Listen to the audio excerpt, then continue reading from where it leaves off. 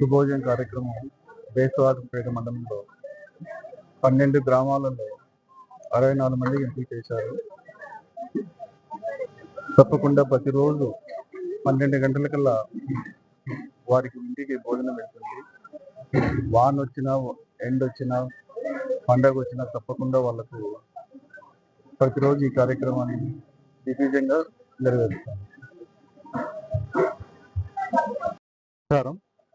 ఈరోజు ఈ బేస్తవారిపేటలో శుభోజనం అనే మంచి కార్యక్రమం మేకల రామ్మోహన్ రావు ఆధ్వర్యంలో, అలాగే ఇక్కడ మంచి పెద్దలు రమణారెడ్డి గారి సహాయ సహకారాలతో ఈ కార్యక్రమం స్టార్ట్ చేశారు. ఇది ముఖ్య ఉద్దేశం, ఇక్కడుండే చుట్టుపక్కల గ్రామాలు 12 గ్రామాల నుంచి 64 మందిని సెలెక్ట్ చేశారు.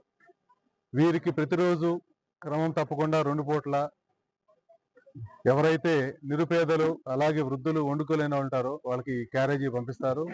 నిత్యం 365 రోజులు వానొచ్చినా వరదొచ్చినా ఈ కార్యక్రమం ఆగదు. దీనికి ఒక కమిటీ లాగా ఏర్పడ్డారు. వీరందరూ ఎక్కువ మంది ఉపాధ్యాయులు ఉన్నారు.